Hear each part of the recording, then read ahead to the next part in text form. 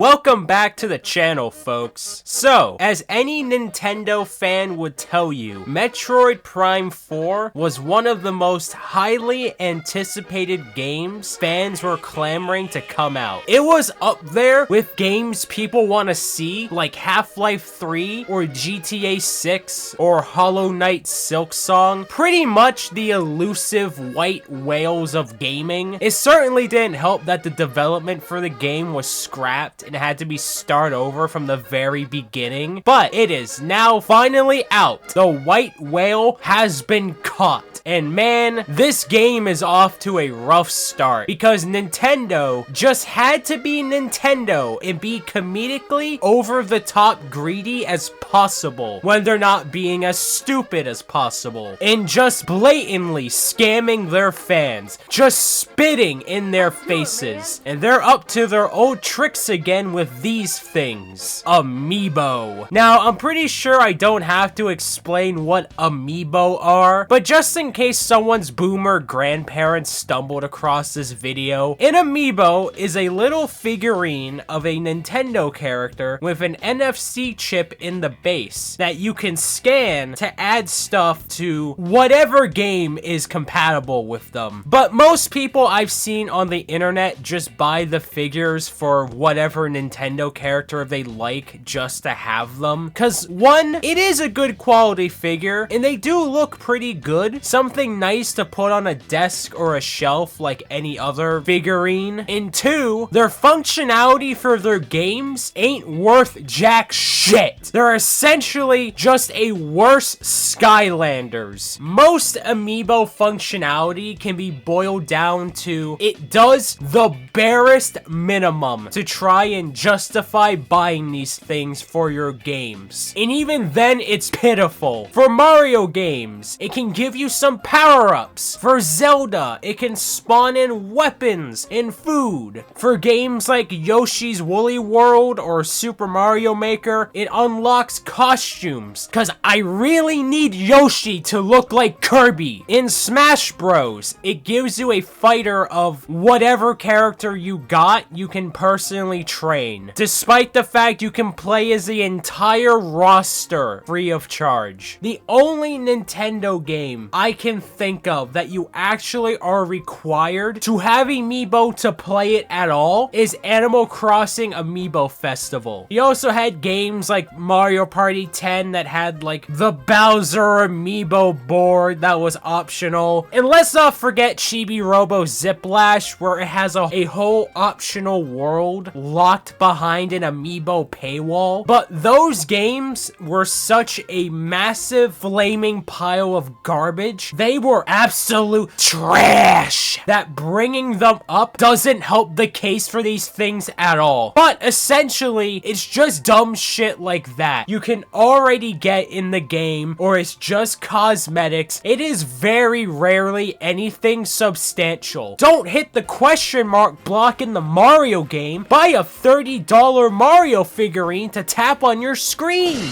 But recently, with Metroid Prime 4, Nintendo has found a way to be even more stupid with them. They're paywalling some of the music in the game, and the only way you can access that music is with the Metroid Prime 4 amiibo. Don't you love this company? So, Metroid Prime 4 is an open world game where the main hub world is this desert named Soul Valley, which is connected to all the other areas of the game that the player has to traverse to. Think Hyrule Field in Ocarina of Time, but with a motorcycle instead of a horse. And the area doesn't have any music for it. It's just ambient desert noises. But Nintendo has released amiibo. Well, you already know what I said earlier. Now, I don't think I have to tell you all that this is a big fucking scam. This is music that should have been in the game in the first place. For fuck's sakes, Samus drives a motorcycle in this game. What Nintendo should have done is have it that the player should be able to turn the music on if they want it, or turn it off for the ambience if they want it when driving. Like a radio, which motorcycles have. For example, GTA does that. If you want music, Just turn on the radio. If you just want the ambience of a lovely city drive through Los Santos, just keep the radio off. Simple as. But Nintendo had to get even more greedy, cause on top of an already $80 game, you have to fork out $30 for a figure to just have music in the hub world. That is Mr. Krabs level of greediness right there, me boy. Holy hell. And credit where credit is due. It's not like they're trying to hide how brazen they are. Nintendo has always been open to how terrible of a company they are. They don't bother wearing a mask because they just proudly show their true face. This really does feel like a scheme to try and get people to buy their amiibo. Maybe they made too many and had to come up with something to try and get people to buy them. And yeah, they look cool, I guess, but you could have just made regular figurines for people to buy. You had to fuck over a part of your game to do it. That's what amiibo should have been in the first place, is just cool little collectible figurines. But let's hope Nintendo doesn't get any thoughts in their head when it comes to amiibo, because if they're willing to paywall music, then who knows what wacky ideas they could cook up. And before I wrap this up, I also do want to bring up the other thing about Metroid Prime 4 I hate. The NPCs. I don't know how many super mushrooms Nintendo was taking when writing the plot for this game, but they just had to add in the most goddamn annoying side characters ever seen in a Metroid game. They added a fucking Redditor. I'm not even kidding. He is. Firstly, look at him. Dude looks like he has a Samus Goon folder. And secondly, he doesn't shut up. Oh, great job.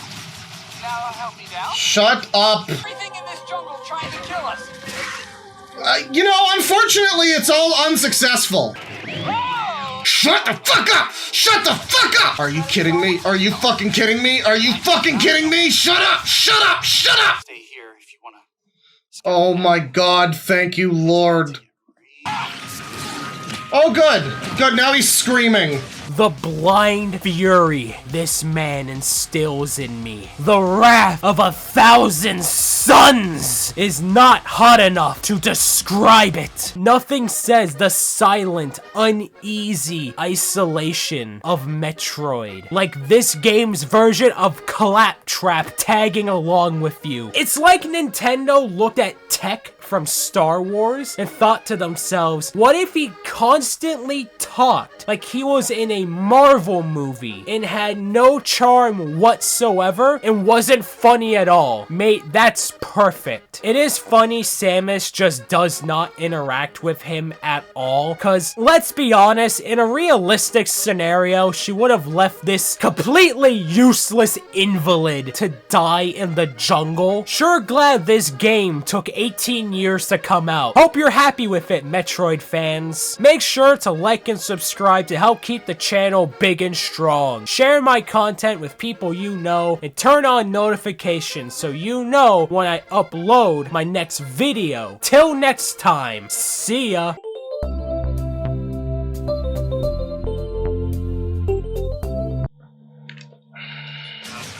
Useless fuck.